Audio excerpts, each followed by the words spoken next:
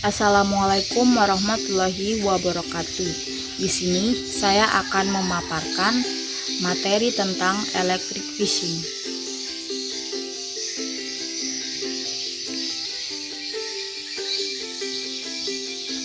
Electric fishing adalah alat bantu penangkapan ikan yang bertujuan untuk mengumpulkan atau melumpuhkan ikan pada area tertentu sehingga mudah ditangkap dengan alat penangkapan.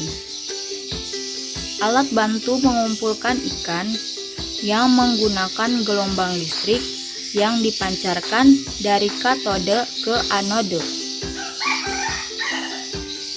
Kemampuan loncatan atau mengalirnya gelombang listrik tergantung pada voltage. Tegangan ini akan menentukan power yang dihasilkan oleh suatu sumber energi listrik, di mana nantinya akan menuntut intensitas dan frekuensi gelombang elektrik dengan menggunakan rumus F sama dengan W dibagi A, di mana W adalah beda potensial atau sumber tegangan listrik, W adalah energi, dan F adalah luas penampang.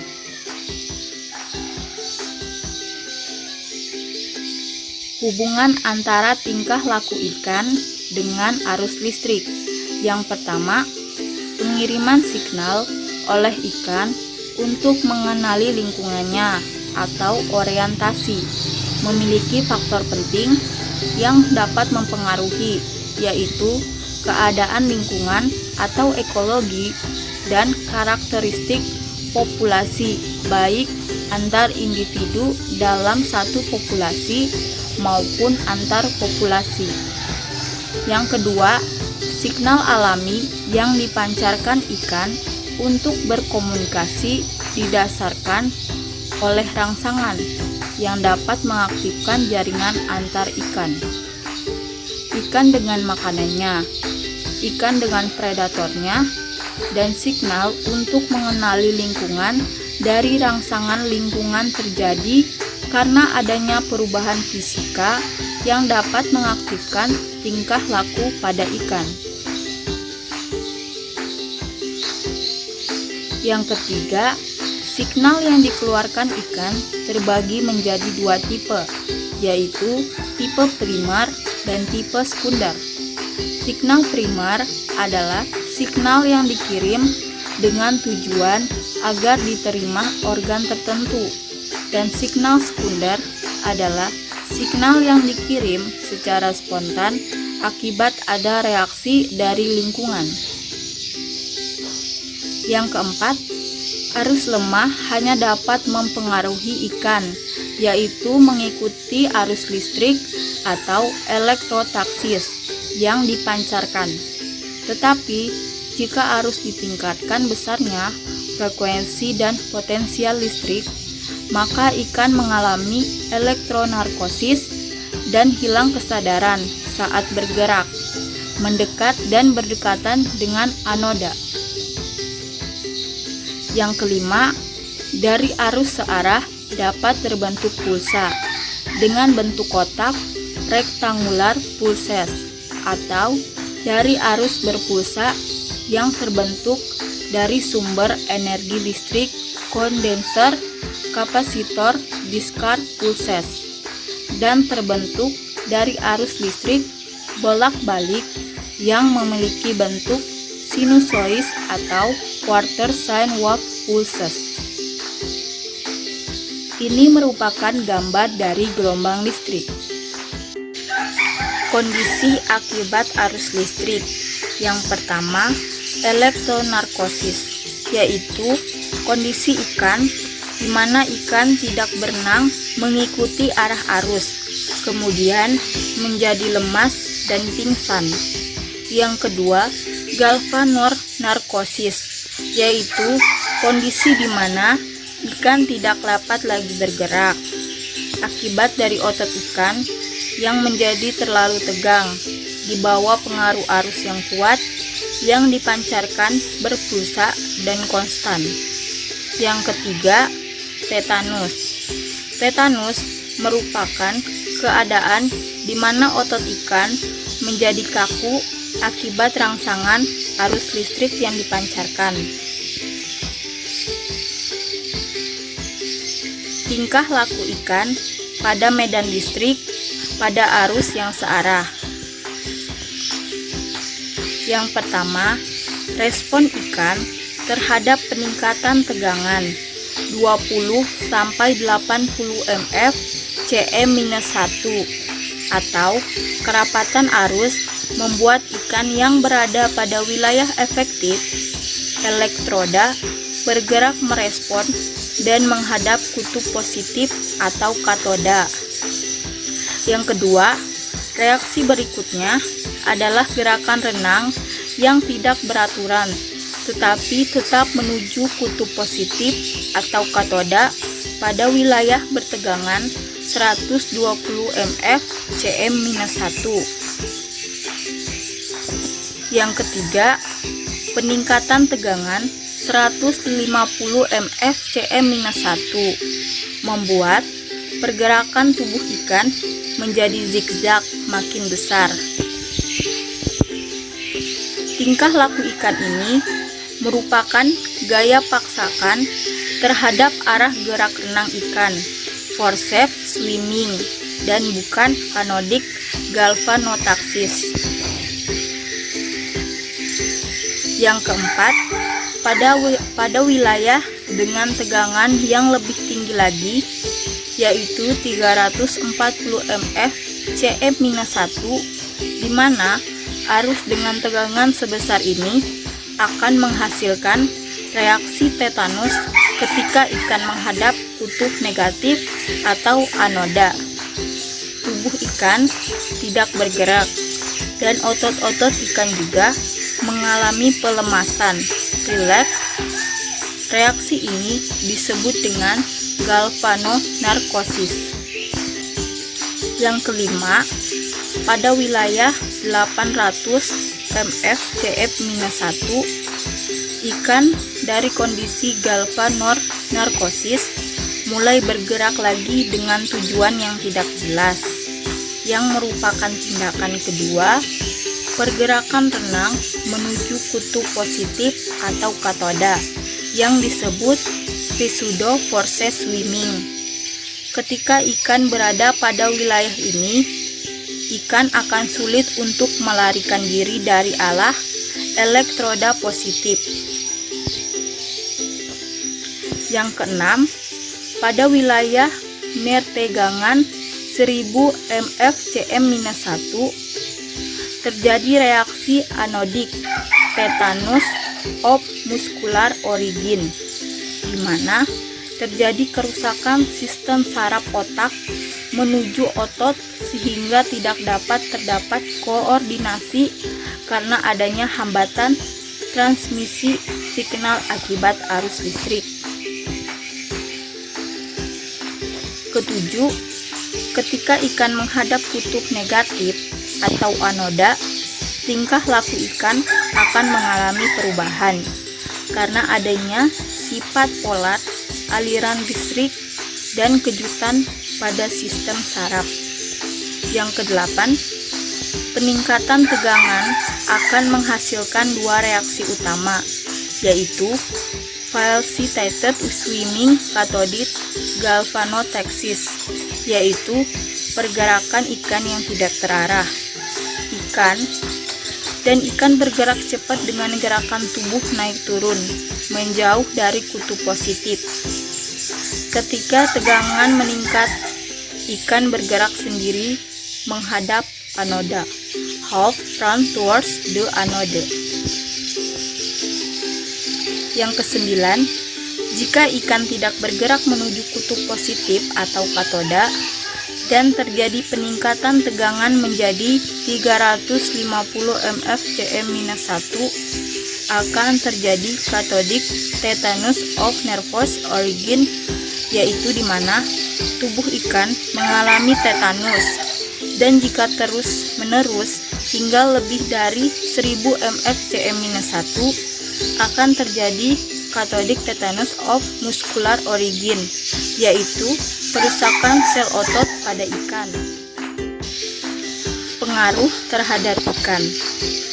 Ikan herring Baltik dengan menggunakan arus searah berpusat berfrekuensi 5-10 Hz akan mengalami reaksi anodik galvanotaksis saat frekuensi ditingkatkan menjadi 15-20 Hz.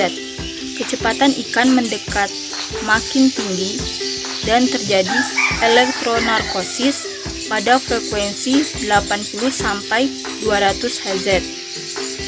Ikan kod tertarik dengan frekuensi 3-7 Hz dan mengalami elektronarkosis pada frekuensi 40-100 Hz.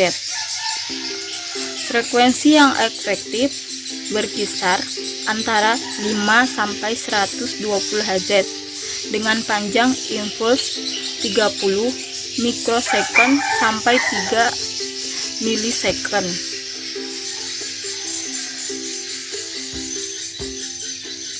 Indra penerima rangsangan arus listrik.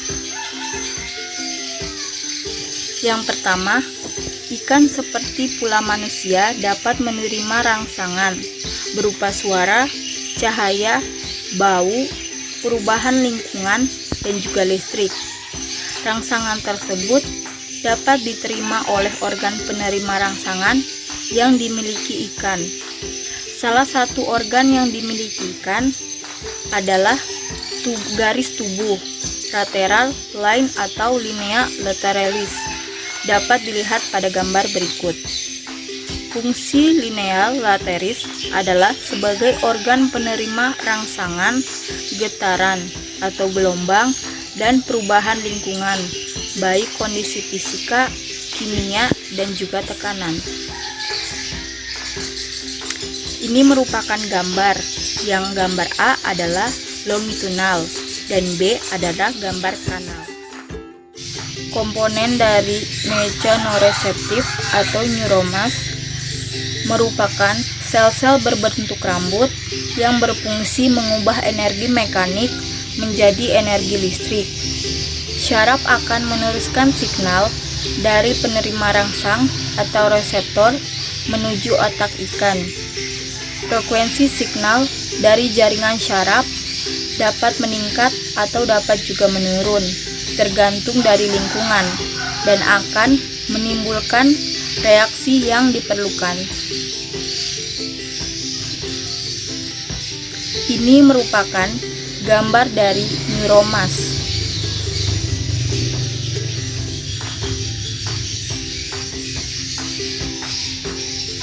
Adaptasi ikan untuk merasakan secara spesifik perubahan listrik adalah bagian dari neuromas yang disebut ampullae of Lorenzini yang dapat dilihat pada gambar A yang bertindak sebagai elektroreseptor.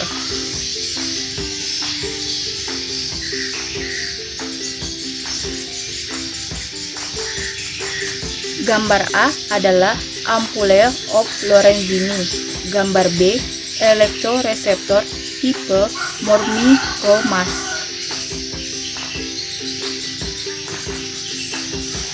Ikan memiliki EOD atau Electric Organ Discharge sebagai alat komunikasi sosial yang dapat digunakan untuk mendeteksi objek dengan mengirimkan signal dan menerima kembali umpan atau signal yang telah dikirimkan.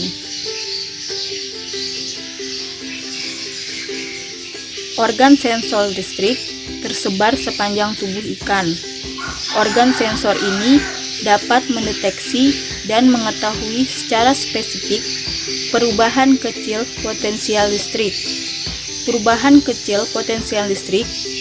dan mengetahui bentuk objek dengan mengidentifikasinya untuk mengetahui bentuk, ukuran, lokasi, dan signal listrik ikan. ELL Electrosensory Lateral Lobe menerima signal, mendeteksi garis medan listrik yang tidak terbaca dari transdermal elektroreseptor untuk mengambil inti perubahan objek dan memperkirakan gambaran objek dari EOD dapat dilihat pada gambar berikut.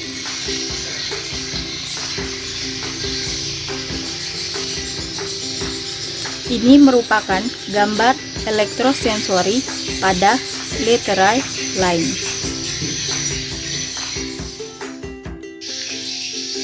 Ini merupakan hasil pengamatan di kolam penampungan Situbondo Yurike pada tahun 2005. Dengan hasil pengamatan jenis arus listrik, besar tegangan, tingkah laku ikan dengan reaksi terhadap elektroda, posisi ikan, dan juga waktu.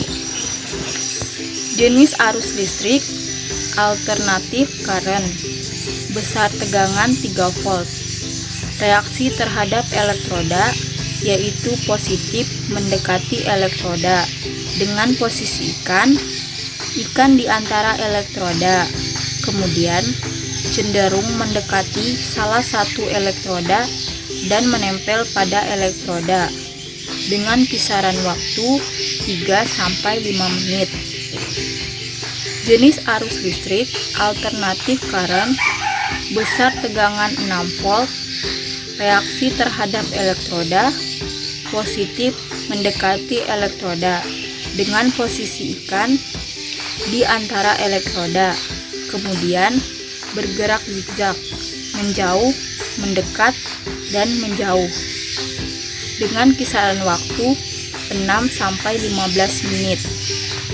Jenis arus listrik direct current, besar tegangan 1,5 volt.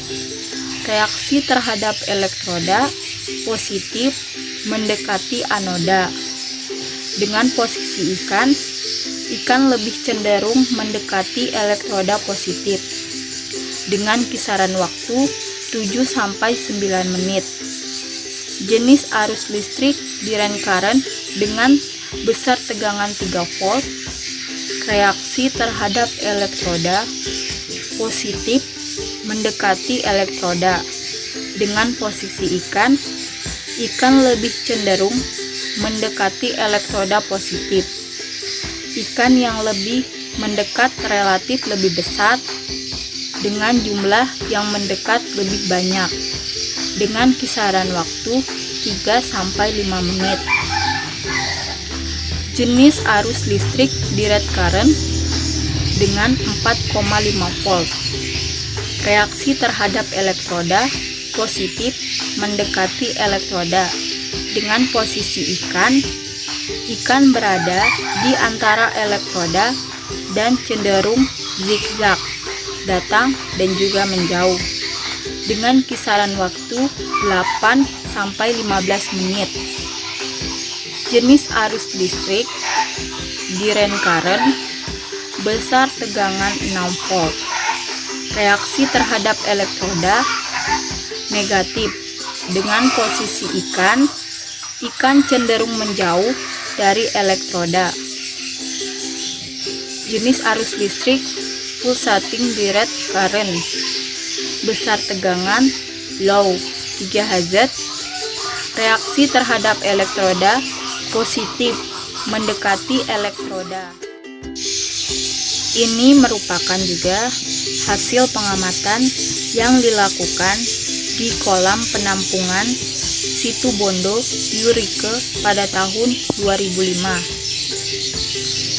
Dengan hasil pengamatan jenis arus listrik, besar tegangan, tingkah laku ikan, yaitu reaksi terhadap elektroda, posisi ikan, dan juga waktu. Jenis arus listrik alternatif current dengan besar tegangan 3 volt. Reaksi terhadap elektroda adalah positif mendekati elektroda dengan posisi ikan berada di bawah elektroda dengan kisaran waktu 15-30 menit.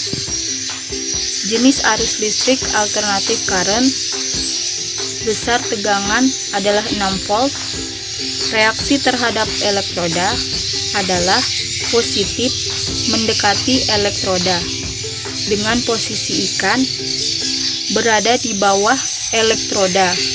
Jumlah ikan juga lebih banyak dengan kisaran waktu 6 sampai 15 menit. Jenis arus listrik direct current, besar tegangan 1,5 volt. Reaksi terhadap elektroda adalah positif mendekati anoda dengan posisi ikan lebih cenderung mendekati elektroda positif dengan kisaran waktu 7 sampai 9 menit. Jenis arus listrik direct current, besar tegangan 3 volt. Reaksi terhadap elektroda adalah positif mendekati elektroda dengan posisi ikan mendekati elektroda positif. Ikan yang mendekat relatif lebih besar dan jumlah yang mendekat lebih banyak dengan kisaran waktu 20 sampai 45 menit. Jenis arus listrik direct current 4,5 volt. Reaksi terhadap elektroda adalah positif mendekati elektroda dengan posisi anodik galvanotaksis dengan kisaran waktu 10 sampai 30 menit.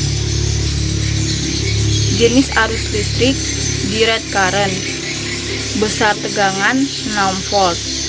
Reaksi terhadap elektroda adalah positif mendekati elektroda dengan posisi ikan berada di antara elektroda dengan kisaran waktu 40 sampai 60 menit. Jenis arus listrik pulsating direct current dengan besar tegangan low 3 Hz. Reaksi terhadap elektroda adalah positif mendekati elektroda dengan posisi ikan berada di antara elektroda relatif agak banyak dengan waktu 30 menit. Jenis arus listrik pulsating direct current dengan besar tegangan medium 5 Hz. Reaksi terhadap elektroda adalah positif mendekati elektroda dengan posisi ikan berada di antara elektroda. Jumlah ikan tidak banyak dengan kisaran waktu 30 menit. Jenis arus listrik pulsating direct current dengan besar tegangan high 8 Hz. Reaksi terhadap elektroda positif mendekati elektroda dengan posisi ikan berada di antara elektroda mendekat zigzag dengan kisaran waktu 10 sampai 15 menit. Jenis arus listrik pulsating direct current dengan besar tegangan multi vibrator.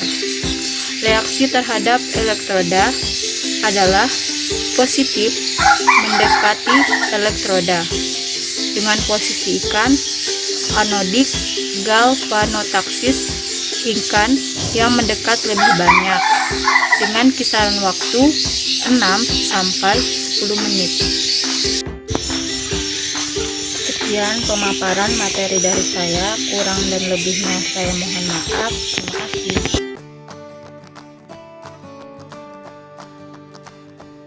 Baiklah, di sini saya akan menjelaskan mengenai aktifikal dan transplantasi terumbu karang.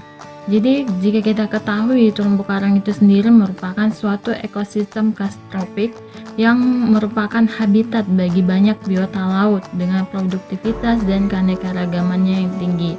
Selain itu, terumbu karang ini juga menjadi sistem penyangga kehidupan yang dibutuhkan bagi kelangsungan kehidupan manusia dan juga sebagai sumber mata pencarian bagi atau sumber perekonomian bagi masyarakat. Selanjutnya, macam dan kegunaan terumbu karang. Macam dan atau jenis dari terumbu karang itu ada 3. Yang pertama, terumbu karang tepi atau fringing reef. Bisa dilihat pada gambar. Jika terlihat pada gambar, terumbu karang tepi ini merupakan terumbu karang yang mengelilingi suatu pulau, kayak gitu, yang membentuk suatu seperti ban dengan kedalaman 40 meter. Nah, terumbu karang tepi yang ada di Indonesia ini bisa dilihat di Bunaken yang ada di Sulawesi. Kemudian yang kedua adalah terumbu karang penghalang atau barrier reef. Ini merupakan terumbu karang yang relatif jauh letaknya menuju ke arah laut lepas dengan kedalaman sekitar 75 meter. Nah, terumbu karang penghalang ini juga biasanya membentuk kolom air yang bisa mencapai kedalamannya bisa mencapai ribuan kilometer. Ini bisa dilihat di Batuan Tengah yang ada di Kepulauan Riau. Kemudian yang ketiga adalah terumbu karang cincin atau atol. Jadi terlihat dari namanya sendiri yaitu terumbu karang cincin. Ini merupakan terumbu karang yang membentuk seperti cincin yang mengelilingi pulau-pulau vulkanik yang telah tenggelam sehingga tidak ada batasan antar daratan. Nah, kedalamannya ini biasanya 45 meter. Ini contohnya bisa kita lihat pada di Pulau Maratua, di Pulau Mapia yang ada di Papua. Selanjutnya yaitu kegunaan atau manfaat dari terumbu karang. Jadi kita ketahui ya secara ekologis terumbu karang itu memiliki manfaat atau peranan sebagai pemecah gelombang, sebagai tempat hidup bagi banyak biota-biota ekosistem laut. Nah, selain itu juga terumbu karang ini memiliki kegunaan seperti sebagai sumber makanan, bahan obat-obatan, objek wisata bahari, ornamental dan akuarium ikan laut, yang selanjutnya bahan bangunan. Jadi terumbu karang ini atau karang yang mati itu bisa dijadikan sebagai bahan bangunan, kemudian sebagai penahan gelombang. Selanjutnya di sini kondisi terumbu karang di Indonesia. Jadi bisa dilihat dari diagram ini betapa besar kerusakan terumbu karang yang telah terjadi di Indonesia. Bisa kita lihat rusak berat itu mencapai 42%, sedangkan yang kondisi terumbu karang yang masih sangat baik hanya sekitar 7%. Oleh karena itu terumbu karang ini memang sangat memprihatinkan, jadi membutuhkan berbagai bentuk pelestarian bagi terumbu karang ini. Peta ini menunjukkan di mana terumbu karang yang ada di Indonesia yang berisiko kerusakannya, yaitu berada pada Pulau Jawa, di mana di Pulau Jawa tingkat aktivitas penangkapannya itu sangat tinggi, dan aktivitas penangkapan itu menjadi salah satu indikator yang bisa menyebabkan banyaknya kerusakan yang terjadi pada terumbu karang. Terlebih lagi jika dalam aktivitas penangkapannya tersebut tidak menggunakan alat-alat yang ramah lingkungan seperti penggunaan trawl, itu sangat berbahaya bagi terumbu karang. Selanjutnya yaitu penyebab kerusakan terumbu karang, ada secara alami dan secara antropogenik atau adanya suatu kegiatan. Yang pertama secara alami bisa dilihat yang pertama biologis. Secara biologis itu terdapatnya predator bagi terumbu karang itu sendiri, yaitu seperti bintang laut. Yang kedua fisika, seperti kenaikan suhu. Jadi saat terjadi kenaikan suhu dalam perairan, terumbu karang akan melepaskan alga yang bersimbiosis di dalam tubuhnya, yaitu zooxanthella, yang sehingga terjadi pemutihan terumbu karang atau bleaching, dan akibatnya adalah terumbu karang akan kehilangan nutrisi, dan jika terjadi kenaikan suhu terus-menerus dalam kolom perairan, maka terumbu karang dapat mati. Yang ketiga adalah secara kimiawi, yaitu sedimen dan zat yang terlarut dalam air. Jadi sedimen dan zat yang terlarut dalam air ini dapat menutupi polip sehingga polip bisa mati, atau bahkan sedimen dan zat terlarut ini dapat mengurangi tingkat kecerahan perairan sehingga akan mengganggu proses fotosintesis pada alga zooxanthella. Selanjutnya antropogenik. Yang pertama penambangan karang. Jadi yang seperti dijelaskan bahwa karang itu bisa digunakan untuk bahan bangunan. Jadi penambangan karang ini biasanya dilakukan untuk mengambil karang untuk bahan bangunan itu sendiri atau untuk diperjualbelikan. Kemudian yang kedua adalah penangkapan ikan dengan bom atau racun. Nah, penangkapan ikan dengan bom atau racun ini merupakan salah satu penangkapan yang tidak ramah lingkungan yang bisa merusak atau menghancurkan terumbu karang. Yang ketiga adalah pencemaran. Nah, ini pencemaran bisa dari sampah plastik, bahan-bahan kimia yang masuk dalam perairan. Jadi itu bisa menyebabkan kerusakan pada terumbu karang, bahkan kematian. Selanjutnya adalah mitigasi dan rehabilitasi. Ini merupakan upaya pelestarian untuk terumbu karang. Jadi yang pertama adalah habitat buatan. Habitat buatan ini merupakan struktur atau kerangka yang sangat disengaja dipasangkan ke dalam laut yang ditujukan sebagai tempat berlindung dan habitat bagi organisme laut atau sebagai rumpun atau sebagai perlindungan pantai. Yang kedua adalah transplantasi. Nah, transplantasi ini adalah pencangkokan atau pemotongan karang dari koloni induk untuk menumbuhkan kembali pada lokasi karang yang mengalami kerusakan. Yang ketiga adalah kombinasi habitat buatan dan transplantasi karang. Jadi kombinasi terumbu karang dan transplantasi karang ini maksudnya adalah terumbu karang buatan itu merupakan suatu wadah atau tempat sehingga dan proses transplantasi karang ini kan merupakan pencangkokan. Jadi hasil pencangkokan ini akan ditempelkan kepada karang buatan, terumbu buatan sehingga menjadi suatu kombinasi untuk pelestarian dari terumbu karang itu sendiri. Tujuannya yaitu yang pertama mengkonsentrasikan organisme atau ikan untuk penangkapan yang lebih efisien. Yang kedua, melindungi juvenil dan daerah asuhan dari alat tangkap yang merusak. Yang ketiga, menciptakan lingkungan hayati kaya nutrien. Yang keempat, membatasi operasi penangkapan ikan oleh nelayan bermodal besar. Selanjutnya adalah yang kelima, meredam gelombang dan mengurangi laju erosi pantai. Yang keenam, mengkonsentrasikan energi gelombang. Selanjutnya itu mitigasi, ada reproduksi seksual dan yang kedua reproduksi aseksual atau seks yang sudah aplikatif.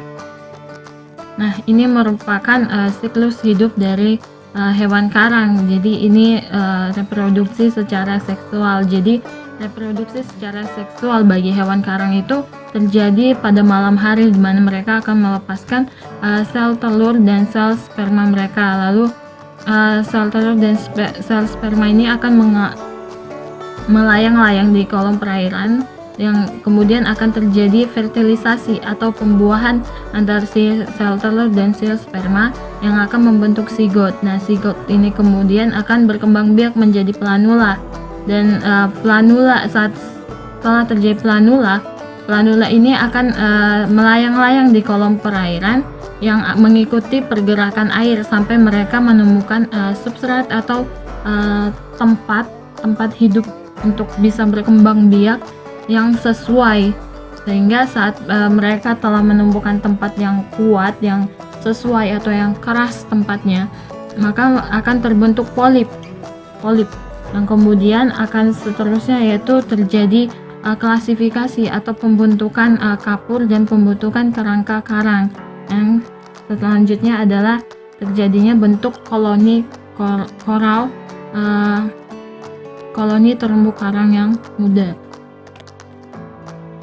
Selanjutnya bisa dilihat pada gambar di layar. Ini merupakan salah satu bentuk terumbu karang buatan, jadi suatu wadah untuk digunakan untuk tempat pertumbuhan dari terumbu karang hasil transplantasi nantinya. Ini juga sama, yaitu ini adalah reef ball yang akan saya jelaskan nanti di slide selanjutnya. Nah, ini bisa dilihat. Nah, ini merupakan salah satu bentuk kombinasi antara terumbu karang buatan dengan transplantasi atau pencangkokan. Jadi, ini bisa dilihat bahwa terumbu karang buatan itu merupakan suatu wadah ya, wadah. Jadi ini wadahnya ini berbentuk lagi. Kemudian ini yang berwarna ini adalah hasil transplantasi terumbu karang yang ditempelkan pada terumbu karang buatan, seperti itu ya. Nah, metode step ini ada biorok yang akan saya jelaskan selanjutnya. Kemudian ada fragmen, ini fragmen disisipkan di batu atau substrat yang keras. Fragmen itu artinya fragmen terumbu karang ya, fragmen hewan karangnya itu sendiri yang disisipkan bisa di batu atau substrat yang keras kayak gitu. Kemudian fragmen ini bisa ditebar pada perairan yang cocok, jadi tidak sembarang untuk penebaran dari fragmen hewan karang ini sendiri, yaitu perlu kita ketahui perairan yang cocok dan sebagainya. Selanjutnya adalah jika tidak tersedia substrat, penyediaan substrat yang sesuai untuk perkembangbiakan terumbu karang melalui beberapa metode antara lain biorok. Biorok ini merupakan salah satu teknik terumbu karang buatan yang dilakukan melalui proses akresi mineral dengan menggunakan struktur kerangka yang kokoh yang dialiri arus listrik yang bertegangan rendah. Nah, dari adanya pengakresian mineral ini yang terjadi secara cepat, maka bibit karang atau terumbu karang yang dilekatkan atau ditempelkan pada struktur biorok ini akan tumbuh secara cepat juga. Yang kedua adalah reef ball. Reef ball ini merupakan salah satu jenis terumbu karang buatan juga yang memiliki struktur yang berbentuk bola. Jadi pada bola-bola karang ini memiliki rongga-rongga yang cukup besar untuk ikan atau organisme lainnya dapat tinggal di dalam struktur bola-bola karang ini. Kemudian yang ketiga adalah terumbu karang buatan lainnya. Jadi terumbu karang buatan lainnya ini salah satu contoh yaitu teknologi BioRefTech yang merupakan salah satu teknologi terumbu karang buatan juga, namun dia lebih secara alami karena media tumbuhnya itu berupa batok kelapa atau tempurung kelapa. Dan untuk substrat buatan itu dapat dicat dengan menggunakan bahan kimia untuk menarik larva yang masih eksperimental. Selanjutnya, ini merupakan salah satu transplantasi dari terumbu karang. Jadi, transplantasi karang ini dengan tujuan pemulihan karang yang telah rusak dilakukan dengan memindahkan potongan karang yang masih hidup dari terumbu karang yang kondisinya masih baik ke tempat atau ke lokasi yang terumbu karangnya sudah rusak dengan lokasi pengambilan bibit karangnya di sekitar terumbu karang yang telah rusak tersebut. Nah, adapun beberapa hal yang perlu kita perhatikan dalam transplantasi terumbu karang ini. Yang pertama yaitu rak atau meja transplantasi seperti yang dilihat pada gambar. Itu berbentuk seperti meja ya, atau rak untuk tempat bibit karang. Nah, di rak tempat bibit karang ini digunakan untuk meletakkan bibit itu sendiri yang berfungsi sebagai nursery ground atau tempat penyiapan atau pembesaran dari bibit karang-karang tersebut. Dan umumnya rak atau meja transplantasi ini berukuran 1 kali 1 meter dengan tinggi 30 cm. Dan untuk bahan pembuatan dari rak atau meja ini biasanya itu dibuat dari besi, paralon, aluminium maupun bahan-bahan yang lainnya. Kemudian yang kedua adalah substrat. Bisa dilihat pada slide itu yang berwarna putih. Jika kita lihat sekilas seperti semen ya, tapi memang benar itu adalah semen. Jadi itu merupakan salah satu substrat untuk bibit-bibit karang. Jadi yang paling diutamakan atau paling perlu diperhatikan dalam pemilihan bahan untuk substrat bibit karang ini yaitu harus tahan terhadap air laut. Nah, contohnya itu yaitu semen atau menggunakan bahan yang lainnya. Kemudian yang selanjutnya adalah fragmen karang. Fragmen karang itu adalah bibit karang itu sendiri. Jadi bibit karang atau fragmen karang yang hendak dibudidaya harus berukuran yang lebih besar sehingga memiliki ketahanan yang cukup tinggi juga. Jadi kegagalan itu semaksimal mungkin bisa diminimalisir. Dan untuk karang itu sendiri, bibit karang itu sendiri dengan ukuran 5-10 cm. Kemudian pemilihan lokasi.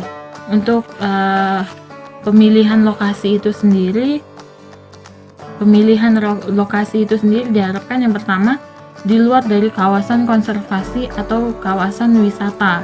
Yang kedua adalah bukan daerah jalur keluar masuknya kapal nelayan, karena hal tersebut bisa mengganggu dari proses pembudidayaan dari bibit-bibit karang ini.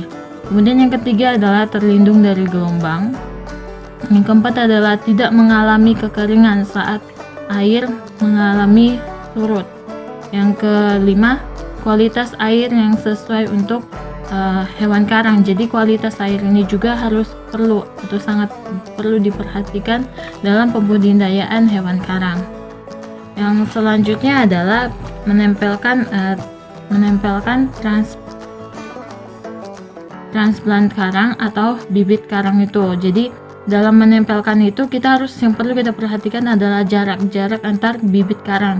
Yang perlu kita perhatikan yaitu kita harus menyesuaikan ukuran karang dan jenis karangnya agar tidak ada terjadi persaingan tempat antara karang tersebut. Dan untuk fragmen karang yang diletakkan pada rak atau meja transplantasi harus diletakkan secara stabil agar untuk mencegah si fragmen karang ini atau bibit karang ini terlepas. Nah, ini bisa dilihat beberapa jenis dari terumbu karang atau bibit karang yang bisa digunakan untuk dalam pembudidayaan, seperti jenis Acropora. Yang paling banyak digunakan adalah jenis Acropora ya. Acropora parellis, Acropora caroliana dan sebagainya. Seperti itu ya, bisa diperhatikan. Ada juga jenis Euphilia glabrescens, itulah ya. Ada juga dan lain sebagainya. Perhatikan ya. Nah, dan untuk transplantasi karang itu sendiri membutuhkan waktu memang yang cukup lama, karena dalam 1 bulan, setiap bulannya itu terumbu karang hanya bisa berkembang 6 sampai 24 cm. Jadi untuk dalam pembudidayaannya cukup lama dan perlu pemeliharaan, perlu perawatannya dengan baik, dan ketika ada yang kayak bibit karang yang mati harus segera digantikan dengan yang baru. Ini ya contohnya. Nah, pada slide ini merupakan contoh biorok yang seperti yang telah saya jelaskan sebelumnya, dan ini merupakan bentuknya, bisa diperhatikan. Ini biorok yang dilakukan dengan proses agresi mineral dan dialiri dengan tegangan listrik yang rendah. Nah, ini seperti yang saya jelaskan tadi mengenai transplantasi karang, di mana diambil bibit karangnya itu pada terumbu karang yang telah rusak, yang masih hidup, kemudian akan dipindahkan ke lokasi untuk ditransplantasi atau dibudidaya kembali di lokasi yang baru. Ini ya contohnya, bisa diperhatikan. Ini jadi banyak juga masyarakat yang tahu betapa pentingnya terumbu karang bagi ekosistem yang ada di perairan, terutama bagi nelayan-nelayan ya, karena jika terumbu karang rusak, maka secara perlahan makhluk hidup seperti ikan atau organisme lain yang bersimbiosis atau yang memerlukan tempat tinggal pada terumbu karang itu bisa akan punah juga, akan habis kayak gitu, karena tidak adanya tempat perlindungan dari predator atau yang lainnya, sehingga itu juga akan bisa berdampak kepada para nelayan juga kan. Ini contohnya. Nah, ini bentuk-bentuk hasil dari transplantasi terumbu karang dan habitat terumbu buatannya juga. Ini sudah tumbuh ya.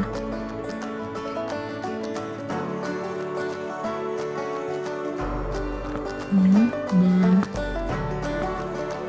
dan ini bisa kita lihat ya pada tampilan slide ini. Ini terumbu karangnya sudah cukup besar ya, mungkin bisa kita indikasikan ini sudah cukup ada beberapa tahun mungkin ya. Nah, ini sudah terlihat cukup besar dan sudah menarik perhatian dari berbagai organisme untuk mereka bisa menjadikan sebagai tempat habitat baru mereka. Ya, begitu banyak yang menarik perhatian gitu bagi si organisme ini ya, sudah dijadikan sebagai tempat habitat baru. Jadi seperti itu. Jadi seperti inilah bentuk terumbu karang buatan dan hasil transplantasi dari terumbu karang. Mungkin cukup sekian yang bisa saya jelaskan, kurang dan lebihnya mohon dimaafkan dan terima kasih.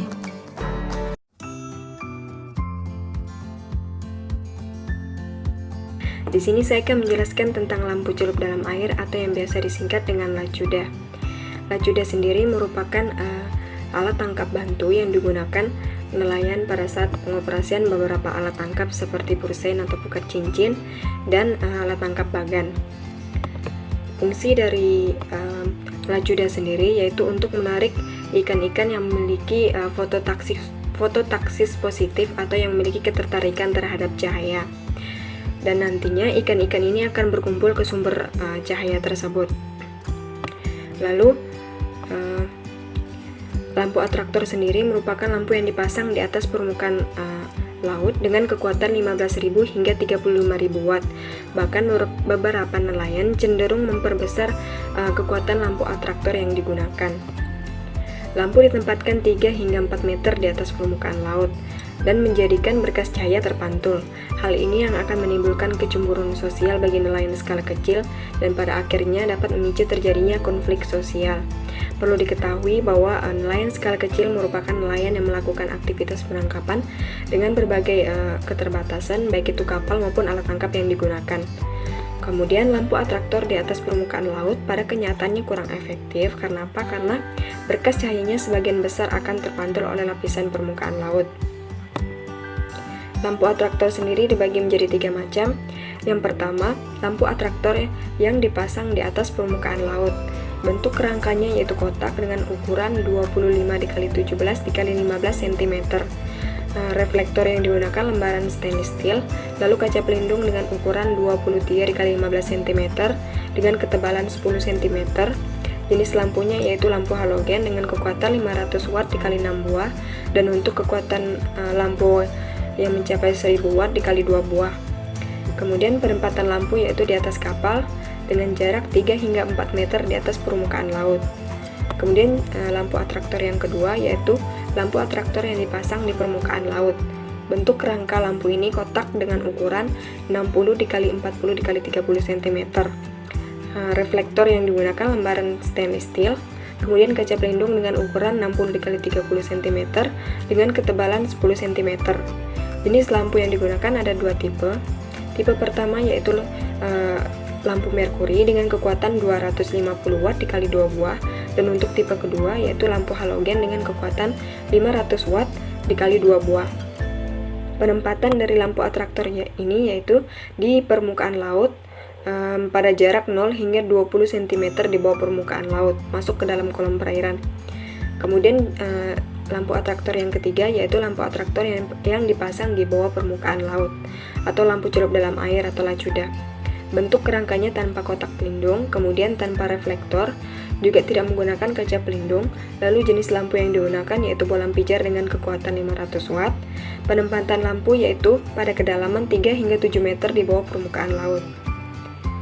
Lalu ini merupakan contoh dari lampu atraktor yang dipasang di atas permukaan. Lampu ini biasanya diletakkan dengan posisi berderet di atas sisi lambung kapal. Untuk kekuatan lampu 400 hingga 500 watt, biasanya menggunakan 12 sampai dengan 18 buah lampu. Lalu ini merupakan hasil rekayasa dari lampu di permukaan air. Untuk jenis lampu yang kedua, jenis lampu atraktor yang kedua maksud saya, bentuk kotak seperti ini. Ya, bisa diperhatikan sendiri.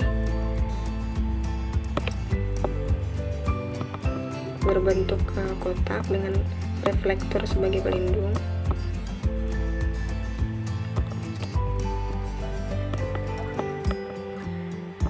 Lalu, ini merupakan rekayasa dari lampu celup dalam air.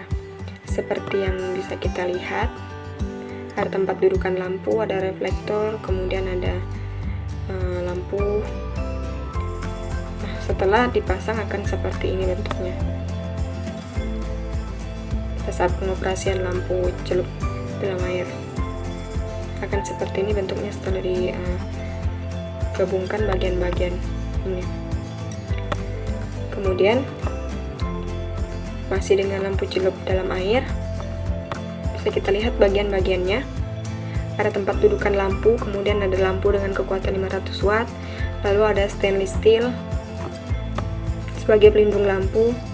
Lalu ada baut sebagai penghubung antara stainless steel dengan lapis nikel kromnya, besi lapis nikel krom maksud saya.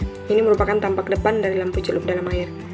Kemudian ada skema kabel akan seperti ini, lihat seperti ini. Untuk skema kabel pengoperasian lampu celup dalam air bisa dilihat dengan jelas di sini. Lalu di sini menunjukkan tempat dudukan lampu celup dalam air, tampak atas dan tampak bawah. Untuk tampak atas bentuknya seperti ini. Ada tempat dudukan lampu, kemudian stainless steel dengan ukuran 0,5 mm, kemudian besi lapis nikel kromnya, lalu ada baut dengan ukuran 0,6 mm. Hampir sama dengan tampak bawahnya. Yang membedakan hanya tempat dudukan lampu. Selanjutnya yaitu pengukuran luminasi atau intensitas cahaya. Untuk lampu atraktor jenis pertama yaitu lampu atraktor yang dipasang 3 meter di atas permukaan laut. Lampu ini diletakkan di atas sisi lambung kapal. Kemudian setelah cahaya menembus permukaan air akan terjadi penurunan nilai luminasi cahaya mencapai kurang lebih 66 hingga 81%. Ini untuk lampu dengan kekuatan 3000 watt dan terjadi penurunan kurang lebih dari 90% untuk lampu dengan kekuatan 5000 watt. Penurunan ini disebabkan karena bekas cahaya terpantul oleh lapisan permukaan air dan sebagian lagi terserap oleh partikel-partikel air.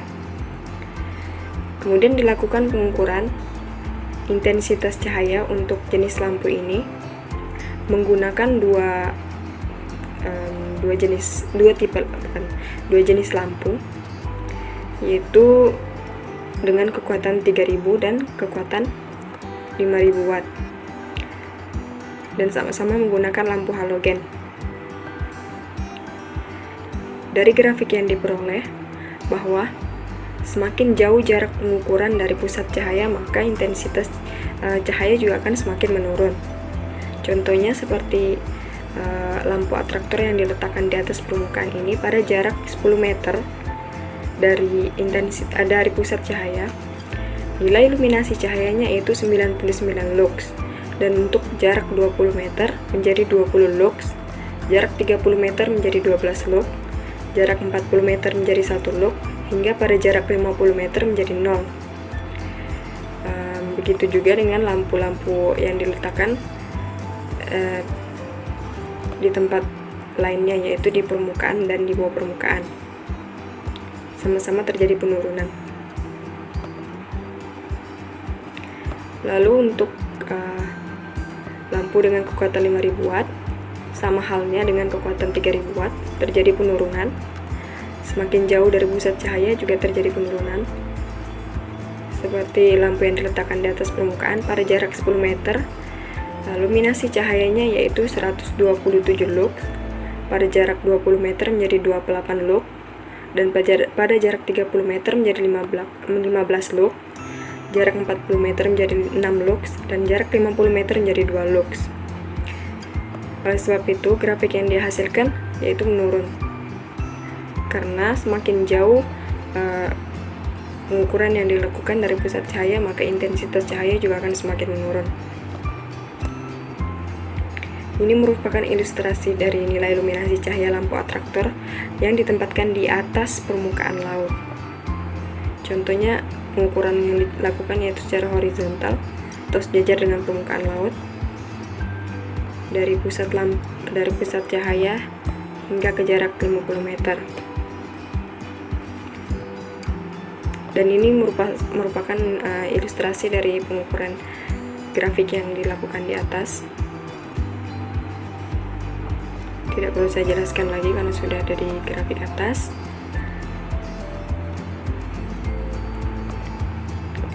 Dan selanjutnya, pengukuran lampu yang dipasang 4 meter di atas permukaan laut ini masih sama dengan jenis yang pertama. Namun lampunya diletakkan lebih jauh 1 meter dari yang dijelaskan di atas. Ini merupakan contoh kasus dari nelayan persen Juana. Nah, pada jarak 4 meter ini, penurunan nilai luminasi cahayanya mencapai kurang lebih 99%. Ini untuk lampu galaksi dengan kekuatan 400 watt dikali 12 buah setelah berkas cahaya menembus permukaan air laut. Kemudian kecenderungan penurunan nilai luminasi ini setelah cahaya menembus permukaan air ini disebabkan karena berkas cahaya terpantulkan oleh lapisan permukaan air dan juga diserap oleh partikel-partikel air. Sama halnya dengan yang terjadi di atas.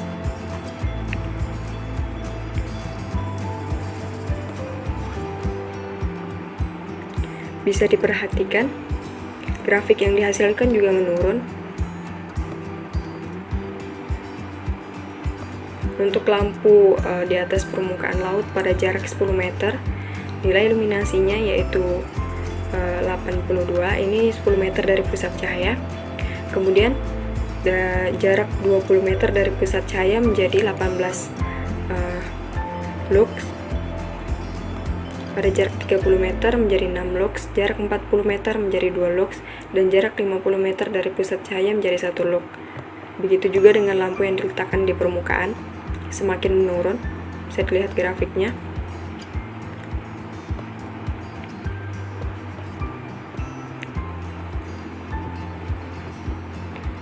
Lalu untuk lampu atraktor yang kedua, yaitu lampu atraktor yang ditempatkan di permukaan laut. Lampu ini ditempatkan tepat di permukaan air laut, yaitu pada jarak 0 hingga 20 cm di bawah permukaan laut. Kemudian posisi lampu diapungkan pada permukaan laut, menghadap ke bawah sehingga berkas cahaya lampu tidak ada yang dipantulkan oleh permukaan air laut. Nah, pada pengukuran yang dilakukan berjarak 3 meter dari sumber cahaya terjadi penurunan nilai luminasi cahaya mencapai kurang lebih 90%. Ini untuk lampu merkuri dengan kekuatan 250 watt dikali 2 buah, dan terjadi penurunan nilai luminasi cahaya 84% untuk lampu halogen dengan kekuatan 500 watt dikali 2 buah.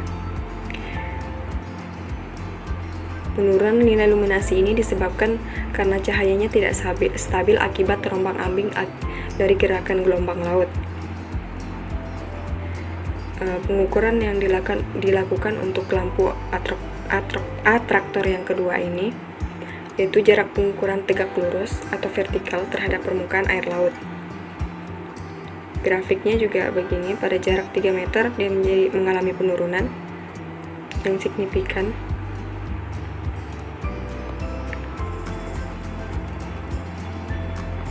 Untuk lampu tipe pertama yaitu halogen dengan kekuatan 500 watt dikali 2 yang berwarna biru, pada jarak 1 meter dari pusat cahaya, nilai iluminasi cahayanya yaitu 1753 lux.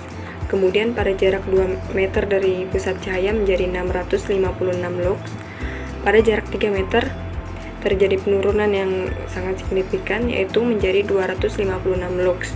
Begitu juga dengan lampu tipe kedua yaitu merkuri dengan kekuatan 250 watt dikali 2.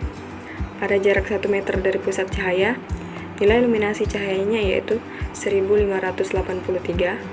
Kemudian pada jarak 2 meter menjadi 576 lux, dan pada jarak 3 meter menjadi 126 lux.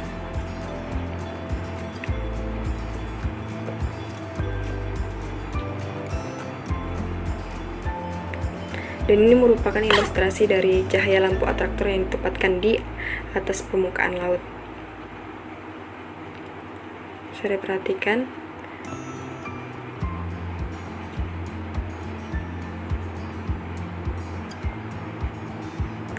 Yang diletakkan di atas di permukaan laut. Kemudian ada yang diletakkan di bawah permukaan laut. Terjadi penurunan juga. Ini merupakan ilustrasi dari grafik yang telah dijelaskan di atas.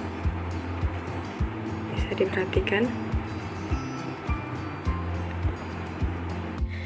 Selanjutnya yaitu jenis lampu atraktor yang ketiga, yaitu lampu atraktor yang dipasang di bawah permukaan air laut. Lampu atraktor ini dipasang 5 hingga 7 meter di bawah permukaan laut. Kelebihan dari penggunaan lampu atraktor ini yang pertama, berkas cahaya lampu tidak ada yang terpantul oleh lapisan permukaan air laut karena posisi lampu yang diturunkan sampai kedalaman 5 hingga 7 meter. Jadi tidak ada yang dipantulkan oleh permukaan air laut. Poin yang kedua, berkas cahaya relatif stabil karena tidak terpengaruh oleh goncangan gelombang laut. Yang ketiga, berkas cahaya menyebar secara merata ke semua arah karena sinar atau cahayanya lebih fokus ke badan perairan dibandingkan yang lampu atraktor yang diletakkan di atas permukaan laut. Kemudian yang keempat, dapat menjangkau lapisan perairan yang lebih dalam karena posisi lampu ini diturunkan sampai kedalaman 7 meter di bawah permukaan air laut. Lalu penurunan nilai iluminasi cahaya pada jarak 3 meter mencapai kurang lebih 70%. Ini masih rendah dibandingkan dengan dua jenis lampu atraktor yang sudah dijelaskan di atas. Di sini dapat kita lihat grafik hasil pengukuran dari lampu atraktor di bawah laut, di bawah permukaan air laut. Ini menggunakan bola lampijar dengan kekuatan 500 watt. Pada jarak 1 meter dari pusat cahaya, nilai iluminasi cahayanya yaitu 210 lux. Pada jarak 2 meter menjadi 175 lux. Pada jarak 3 meter menjadi 86 lux, jarak 4 meter menjadi 50 lux, dan pada jarak 5 meter menjadi 15 lux. Di sini terlihat dengan jelas bahwa dari jarak 2 hingga 3 meter dapat kita lihat perbedaannya. Pada jarak 2 meter nilai iluminasi cahayanya masih berkisar di angka 100, sedangkan pada jarak 3 meter sudah menjadi angka puluhan. Dan ini merupakan ilustrasi dari iluminasi cahaya lampu atraktor yang ditempatkan 5 hingga 7 meter di bawah permukaan air laut atau underwater lamp. Ini merupakan ilustrasi dari grafik di atas. Bisa diperhatikan sendiri. Ya, selanjutnya pengujian dengan menggunakan lampu atraktor bawah air ini dilakukan pada pengoperasian bagan perahu di perairan Denmark. Pengujian dilakukan selama 7 malam. Kemudian dibandingkan dengan bagan perahu yang tanpa menggunakan lampu bawah air. Nah, di sini dapat kita lihat pada alat tangkap bagan perahu yang tidak menggunakan lampu bawah air, hasil tangkapan berkisar dari kurang lebih 50 kg hingga 95 kg. Sedangkan pada bagan perahu yang menggunakan lampu bawah air, hasil tangkapannya berkisar dari 110 kg hingga 220 kg. Nah, sudah terlihat dengan jelas bahwa bagan perahu yang menggunakan lampu bawah air hasil tangkapannya lebih banyak dibandingkan yang tidak menggunakan lampu bawah air. Lalu, pengujian lampu atraktor juga dilakukan terhadap pengoperasian pursen atau pukat cincin yang terjadi di samudera yang berpangkalan di Juana, Mina Samudra, kapal Mina Samudra yang berpangkalan di Juana. Nah, pada alat tangkap pursein yang belum menggunakan lampu celup dalam air atau underwater lamp, trip penangkapan pada bulan Mei hingga Juni pada tahun 2004, hasil tangkapan per tripnya 12 hingga 15 ton per trip. Sedangkan hasil tangkapan per penarikan yaitu 0,3 sampai 1,2 ton per penarikan jaring. Lalu setelah menggunakan lampu bawah air, trip penangkapan bulan Juli hingga September tahun 2004, hasil tangkapan per trip pada bulan Juli dari Juli hingga Agustus menjadi 38 ton. Sedangkan pada bulan Agustus hingga September meningkat menjadi 42 ton. Lalu untuk hasil tangkap pursein yang tidak menggunakan lampu celup dalam air, rata-rata hasil tangkapannya yaitu dari bulan Juli hingga Agustus 25 hingga 30 ton, sedangkan per bulan Agustus hingga September yaitu 28 hingga 35 ton. Kemudian yang dapat disimpulkan dari penjelasan yang sudah disampaikan yang di atas dibagi menjadi 4 poin. Poin yang pertama, pada saat di atas permukaan air laut, pada jarak pengukuran 5 meter dari sumber cahaya, nilai luminasi cahaya berkurang sebesar kurang lebih 98%. Ini untuk jenis lampu halogen. Dan kemudian untuk jenis lampu galaksi, terjadi penurunan nilai luminasi mencapai kurang lebih 99%. Lalu nilai luminasi cahaya berkurang setelah menembus permukaan air, yaitu sebesar 66 hingga 88%. Ini untuk lampu merkuri dan halogen. Dan untuk lampu galaksi sendiri yang dengan luminasi cahaya, maksud saya dengan cahaya yang sudah menembus permukaan air laut, penurunan nilai luminasi cahayanya yaitu 90%. Poin kedua, penambahan jumlah lampu atraktor yang dipasang di atas kapal tidak sebanding dengan penambahan nilai luminasi cahaya yang dihasilkan. Karena apa? Karena sudah disebutkan faktornya di atas, karena untuk lampu atraktor yang dipasang di atas kapal, sebagian besar cahayanya akan dipantulkan kembali oleh permukaan air laut, sehingga walaupun banyak lampu atraktor yang dipasang, akan semakin banyak juga cahaya yang dipantulkan kembali oleh permukaan air laut. Kemudian poin yang ketiga, pada pengujian terap bagan perahu di perairan Denmark, bahwa penggunaan lampu celup dalam air dapat meningkatkan hasil tangkapan 1,2 hingga 2 kali lipat daripada tanpa menggunakan lampu celup dalam air. Poin keempat, penggunaan lampu celup dalam air atau lacuda atau underwater lamp dapat meningkatkan hasil tangkapan pursein atau pukat cincin, khususnya pada saat terang bulan, karena akan membantu cahaya untuk masuk ke dalam perairan lagi, apalagi ditunjang dengan perairan yang jernih. Nah, di sini dapat kita lihat dokumentasi dari penggunaan lampu atraktor. Ada yang menggunakan halogen dan juga bolam, lampu bolam seperti ini pengoperasiannya. Dan di sini ini merupakan lampu atraktor yang ditempatkan di permukaan laut. Selanjutnya bisa diperhatikan cara pengoperasian dari lampu celup dalam air. Nah, sekian yang dapat saya sampaikan, kurang dan lebihnya saya mohon maaf. Saya akhiri. Wassalamualaikum warahmatullahi wabarakatuh.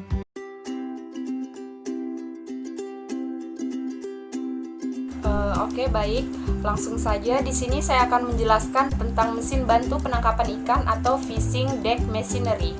Jadi yang akan saya jelaskan itu yang pertama adalah pengertiannya, kemudian klasifikasinya, dan fungsi jenis-jenis alat bantu penangkapan ikannya. Jadi yang pertama itu klasifikasinya. Jadi klasifikasi yang pertama itu adalah jenis alat penangkapan ikan yang akan ditarik. Nah, itu apa saja? Itu ada penarik tali dan penarik jaring atau pukatnya. Kemudian yang kedua adalah sumber tenaga penggeraknya. Itu ada tenaga manusia atau tenaga tangannya. Kemudian yang kedua adalah tenaga mesin atau dieselnya. Kemudian yang ketiga itu adalah tenaga hidrolik, dan yang keempat adalah menggunakan tenaga listrik. Jadi kemudian selanjutnya yang ketiga itu adalah jenis mesin alat bantu operasi penangkapan. Itu ada winch, power block, net hauler, line hauler, squid jiggling, dan line reel. Jadi kita masuk yang pertama, itu adalah pengertian atau definisi mesin bantu operasi penangkapan ikan. Jadi mesin bantu alat penangkapan ikan ini adalah mesin alat yang berfungsi untuk mempermudah, memperingan, dan mempercepat pengoperasian alat penangkapan ikan secara mekanis di atas kapal ikan. Jadi itu fungsinya dari mesin alat bantu operasinya.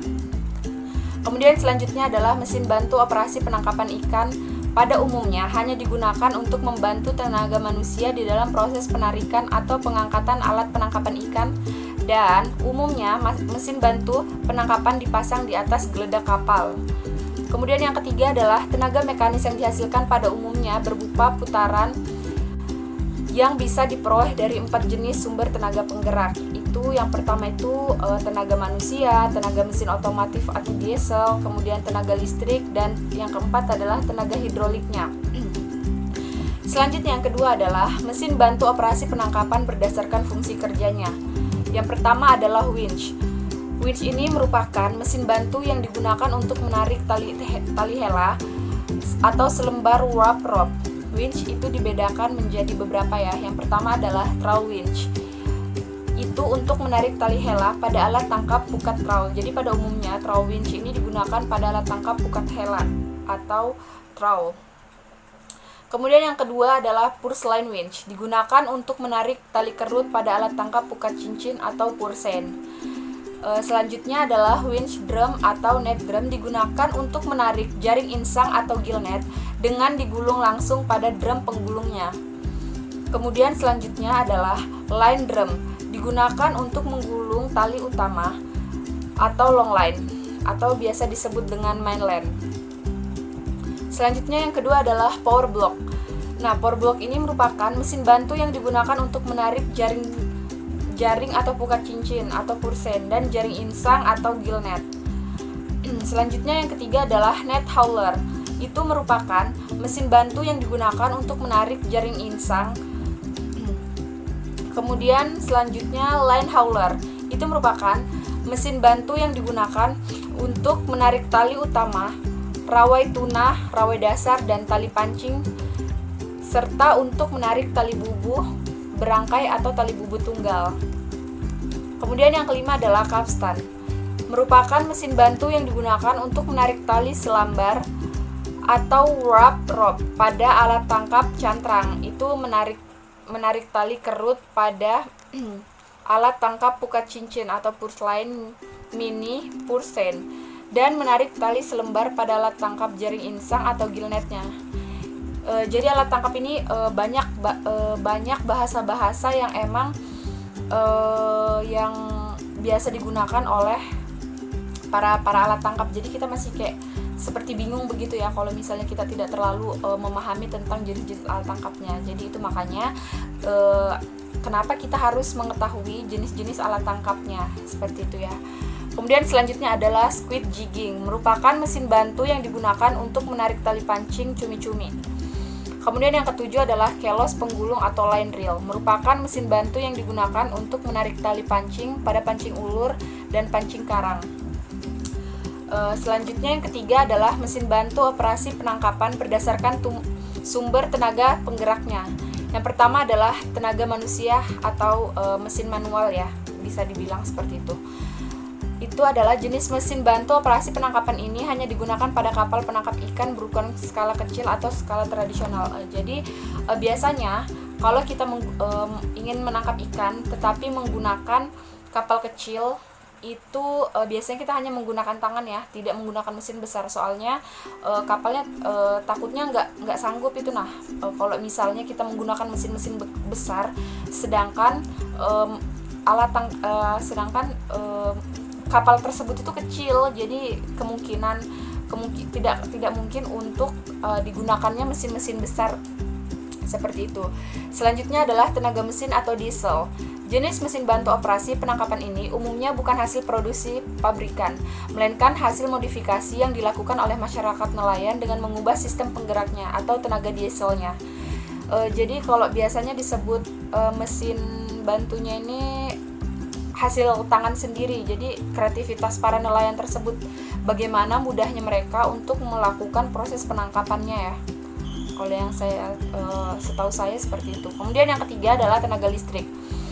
Jenis mesin bantu operasi penangkapan dengan sistem penggerak tenaga listrik mempunyai tenaga putaran diperoleh dari putaran motor listrik. Jenis motor listrik yang digunakan untuk menggerakkan mesin bantu operasi penangkapan itu ada dua. Yang pertama adalah motor listrik arus bolak-balik atau motor listrik AC. Kemudian yang kedua adalah motor listrik arus searah atau motor listrik DC atau tenaga baterai. Jadi kalau untuk motor listrik AC sendiri itu motor listriknya itu menggunakan 3 phase. Untuk motor listrik besar berdaya di atas 5 PK. Kemudian motor listrik 1 phase-nya itu untuk motor-motor listrik yang berukuran kecil berdaya kurang dari 5 PK. Kalau motor DC-nya itu pada umumnya hanya untuk motor listrik kecil kurang dari 5 PK ya. Kalau untuk menggunakan motor listrik arus searah itu kurang dari 5 PK. Kemudian yang keempat adalah tenaga hidrolik. Jenis mesin bantu bertenaga hidrolik mempunyai putaran tenaga diperoleh dari tekanan minyak hidrolik yang berasal dari sistem sirkulasi minyak bertekanan tinggi yang bekerja pada komponen-komponen di luar komponen mesin bantu operasi penangkapan. Kemudian sistem sirkulasi minyak bertekanan tinggi terdiri dari itu yang pertama adalah pompa hidrolik sebagai sumber pensirkulasian tenaga hidrolik. Kemudian motor hidrolik sebagai penggerak mesin bantu operasi penangkapan putaran motor akibat adanya dorongan minyak bertenaga tinggi yang ditekan dari pompa hidrolik melalui sistem perpipaan. Selanjutnya adalah klip pengatur atau control valve sebagai pengatur sirkulasi minyak hidrolik yang menuju ke motor hidrolik. Dengan demikian dapat mengatur kecepatan dan putaran motor hidrolik. Selanjutnya sistem pipa sebagai saluran pengalir minyak bertekanan tinggi baik yang menuju ke motor hidrolik maupun yang kembali dari motor menuju ke pompa hidrolik atau tangki penampung. Selanjutnya yang kelima adalah tangki penampung sebagai tempat penampungan minyak hidrolik kemudian dihisap oleh pompa untuk dialirkan menuju ke sistem. Kemudian ditekan ke sistem tekanan tinggi memutar motor kemudian kembali ke tangki melalui sistem pipa. Jadi agak sulit ya kalau misalnya alatnya itu nggak ada di sini, jadi nggak bisa langsung dipraktekin. Sebenarnya untuk mempermudah itu alatnya ada, terus jadi kita langsung bisa praktekin. Tapi untuk sekarang karena lagi musim pandemi seperti ini mungkin agak sulit ya. Baik, kita lanjut ke jenis sistem sirkulasi hidrolik itu ada dua, yaitu sistem sirkulasi menggunakan tangki penampung dan yang kedua adalah sistem sirkulasi tanpa menggunakan tangki penampung. Jadi ada dua jenis sirkulasi hidrolik ya, ada yang pakai penampung dan ada yang tidak menggunakan penampung. Kemudian tenaga penggerak pompa di kapal ikan pada umumnya pompa digerakkan dengan itu tenaga diesel, baik motor penggerak kapal motor atau motor induk ataupun motor penggerak tersendiri. Yang kedua itu menggunakan motor listrik. Selanjutnya yang keempat adalah mesin bantu penangkapan berdasarkan ukuran tenaga atau daya gerak sangat tergantung pada beberapa hal. Jadi ada beberapa hal mesin bantu penangkapannya ya. Yang pertama itu ukuran besarnya kapal ikan, di mana mesin bantu penangkapannya terpasang. Jadi sangat berpengaruh ya, berarti kalau misalnya ukuran kapal tersebut seberapa besarnya, seberapa kecilnya ukuran kapal untuk dipasangkan mesin bantu penangkapan ikannya. Yang kedua adalah ukuran besarnya alat penangkapan ikan yang dioperasikan dengan mesin bantu penangkapan. Selanjutnya adalah jenis alat penangkapan ikan yang digunakan pada unit penangkapan ikan. Yang kelima adalah Mesin bantu penangkapan berdasarkan kombinasi fungsi kerja, sumber tenaga penggerak, dan ukuran gaya derak. Umumnya jenis mesin bantu penangkapan yang berada di atas kapal penangkapan ikan sangat beragam. Itu yang antara lain adalah yang seperti saya sebutkan yang pertama, itu ada winch. Nah, jadi berdasarkan fungsi kerjanya, mesin winch digunakan itu yang pertama untuk menarik tali hela atau selembar warp rope pada alat tangkap pukat tarik atau trawl winch, menarik tali kerut atau tali kolor atau purslane pada alat tangkap pukat cincin atau pursein yang disebut purslane winch. Menarik yang ketiga adalah menarik jaring insang atau gillnet dengan menggulung langsung keseluruhan badan jaring ke dalam drum atau net drum, menggunakan tali utama atau long line langsung ke dalam drum atau line drum. Kemudian yang B, berdasarkan tenaga penggerak yang digunakan itu ada yang pertama adalah tenaga hidrolik paling umum digunakan dan memiliki daya bentuk yang besar. Pada umumnya dipasang pada kapal-kapal ikan skala industri. Biasanya itu berarti kapal-kapal yang besar ya, kalau misalnya menggunakan tenaga hidrolik ini. Kemudian tenaga listrik atau winch keperluan khusus itu seperti cargo winch untuk mengangkat barang ikan dari dan menuju ke palka seperti itu. Kemudian rig winch untuk mengatur posisi rig atau tiang kapal pada rig trawl dan mengatur tiang power block pada purse winch. Selanjutnya adalah test net winch, hanya untuk mengoperasikan test net pada trawl. Kemudian fang winch untuk menarik kantong atau jaring penciduk ikan atau scope net pada alat tangkap pursein. Jadi untuk mesin-mesin bantunya itu nggak sembarang alat tangkap ya. Jadi ada memang alat bantu khususnya ya, seperti itu. Kemudian tenaga manusia atau winch atau penggulung atau kelos. Penarik alat tangkap jenis ini sudah sangat langka digunakan, yaitu hanya untuk alat-alat tangkap tradisional atau kadang untuk penarik jangkar kapal. Oh, jadi winch itu atau pengguling itu sudah jarang ditemukan ya, karena itu hanya untuk kapal-kapal tradisionalnya. Jadi ini adalah contoh winch kecil. Itu contoh di atas itu contoh gambar winch kecil yang sering disebut dengan line drum untuk menggulung tali utama mainland pada alat tangkap long line bertenaga hidrolik. Drum bisa dilepas dengan mudah saat gulungan tali telah penuh untuk diganti dengan drum atau penggulung baru. Jadi ini contoh winch kecilnya ya, bisa kita lihat sama di gambar. Selanjutnya adalah trawl winch. Nih, trawl winch ini digunakan untuk menarik tali hela atau selembar warp rope, biasanya berupa tali baja atau wire rope pada alat tangkap trawl. Dengan susunan konstruksinya terdiri dari 2 buah drum terpasang paralel untuk menggulung atau menarik tali selembar kanan dan kiri kedua ujung sayap pukat tarik atau trawl yang digerakkan secara hidrolik. Jadi kalau untuk gambar di atas, untuk trawl winch ini sangat tidak mungkin digunakan untuk kapal kecil ya. Jadi kalau untuk trawl winch berarti untuk kapal-kapal besar di atas 5 PK. Seperti itu. Kemudian selanjutnya adalah purslane winch. Ini ada gambarnya, bisa kita perhatikan seksama. Itu dengan susunan konstruksinya yang sama, tetapi berfungsi untuk menarik kedua ujung tali kolor atau purslane dengan pukat cincin secara serentak bersama-sama dengan 2 drum bertenaga hidrolik. Ini hampir sama ya, winch penarik jaring insang gillnet dengan purslane-nya.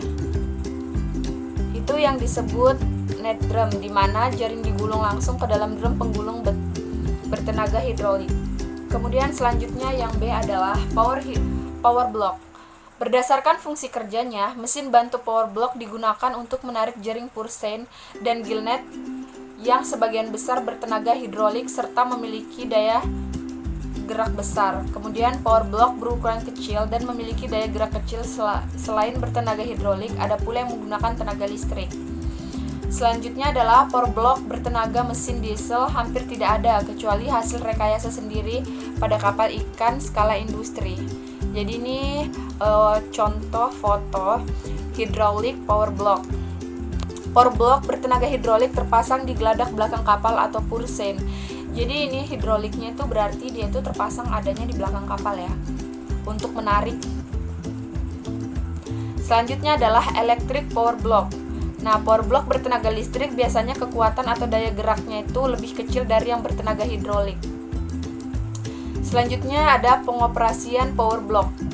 Jadi ini bisa dilihat gambar di atas, ini adalah contoh pengoperasian power blocknya. Penarikan jaring pursein dengan power block, penarikan jaring bagian badan jaring dan pelampung. Sedangkan untuk penarikan bagian cincin, sebelumnya telah ditarik terlebih dahulu dengan mesin bantu purslane winch. Kemudian selanjutnya adalah net hauler. Berdasarkan fungsi kerjanya, mesin bantu net hauler digunakan untuk menarik jaring gillnet, baik gillnet permukaan maupun gillnet dasarnya. Tenaga penggeraknya itu ada net hauler tenaga hidrolik, ada penggerak tenaga listrik, dan tenaga manusia. Jadi yang pertama adalah net hauler tenaga hidrolik. Banyak terdapat pada kapal penangkap ikan berskala komersial. Selanjutnya net hauler tenaga penggerak listrik dan tenaga diesel atau portable kecil, yang biasanya memiliki daya gerak lebih kecil juga ya. Jadi dia sama. Kemudian net hauler yang digerakkan dengan tenaga manusia untuk kapal ikan berukuran kecil. Jadi net hauler ini juga bisa digunakan oleh kapal-kapal yang emang berukuran kecil ya. Selanjutnya adalah hydraulic net hauler. Net hauler penarik jaring gillnet bertenaga hidrolik dipasang pada posisi lambung kanan kapal. Cara pengoperasiannya hanya dengan menarik jaring gillnet melalui drum berbentuk konikal, dan jaring insang tidak digulung langsung di dalam drum penggulung, melainkan bagian jaring yang sudah ditarik ke belakang net hauler. Kemudian diatur untuk persiapan penurunan jaring atau setting kembali. Itu contohnya ya. Sepertinya itu lebih mudah ya, untuk mempermudah manusia juga. Selanjutnya adalah hydraulic net line dan net line hauler. Net hauler hidrolik merangkap line hauler atau sebelah kanan. Jadi itu contoh gambarnya bisa kita perhatikan ya, bisa kita lihat seksama. Selanjutnya ini adalah diesel net hauler rekayasanya. Net hauler dengan tenaga diesel disambung dengan garden perekayasaan. Seperti itu ya, itu bisa diperhatikan. Kemudian ini contoh gambar diesel net hauler atau fix. Net hauler dengan tenaga diesel portable untuk menarik jaring gillnet kecil.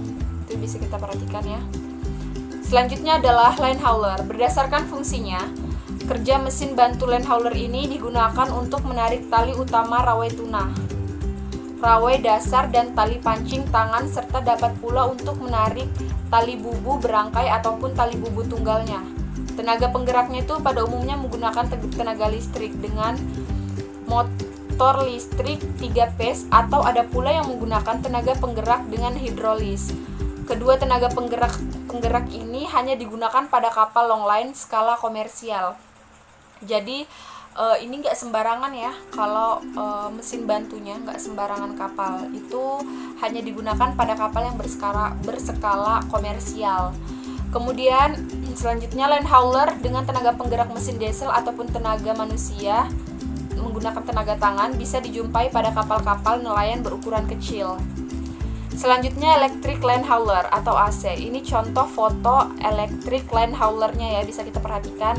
Itu line haulernya listriknya besar dengan motor listrik 3 phase. Ini ada contoh foto electric line hauler atau DC. Berukuran kecil dengan motor listrik DC atau ACCU. Kemudian hydraulic line hauler. Line hauler tenaga hidrolik berukuran kecil ya. Ini contohnya. Contoh fotonya. Kemudian selanjutnya adalah capstan. Berdasarkan fungsi kerja mesin bantu, capstan digunakan untuk beragam keperluan penarikan, antara lain untuk menarik tali tarik utama atau rope pada alat tangkap cantrang. Kemudian untuk menarik tali kerutnya atau collar push line, menarik tali selembar pada alat tangkap gillnet. Selanjutnya tenaga penggeraknya itu pada umumnya nelayan Indonesia menggunakan tenaga mesin diesel. Sebagian besar mesin bantu kapstannya langsung dihubungkan dengan mesin induk atau motor induknya, utama penggerak kapal, dengan sistem penyambungan atau transmisi menggunakan gardan mobil sebagai transmisi perantara. biasanya disebut dengan capstan gardan, jadi menggunakan bantuan mesin penggerak gardan mobil. Jadi ini capstan mini Pursennya, contoh fotonya.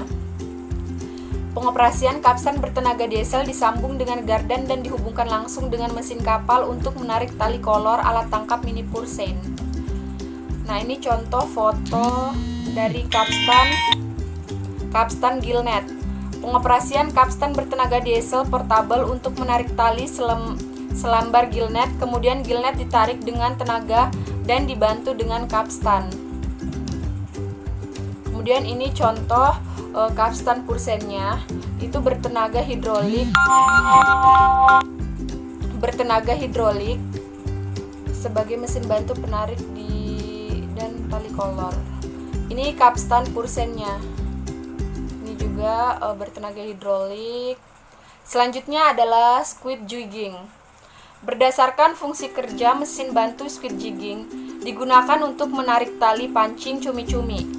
Itu mesin bantu ini tenaga listrik, bahkan tidak sedikit yang menggunakan motor listrik kecil 1 phase atau motor listrik DC. Jadi squid jigging juga bisa digunakan oleh kapal-kapal yang berukuran kecil dengan 1 phase atau motor listrik DC ya. Ini contoh foto manual squid jiggingnya, bisa kita perhatikan.